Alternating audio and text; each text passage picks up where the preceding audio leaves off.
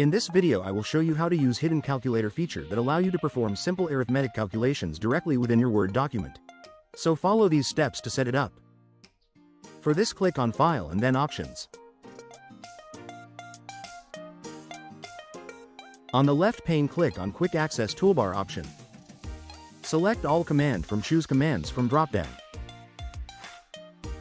Scroll down until you find Calculate. Click on Calculate and then click on Add button. Then click on OK button. You will find Calculate icon at Quick Access section in the title bar. Now you can type any basic arithmetic expression in Word. You must start expression with equal to sign. Then select the expression. After that, click on Calculate in the Quick Access. The result of the calculation will appear in the status bar at the bottom of the Word window. You can also try testing for other expression and you will get the result as expected. So, this hidden calculator feature is a quick and convenient way to perform calculations without leaving your Word document. Hope you like this. Please like, share and subscribe for similar videos. Also click on bell icon so that you will not miss any update.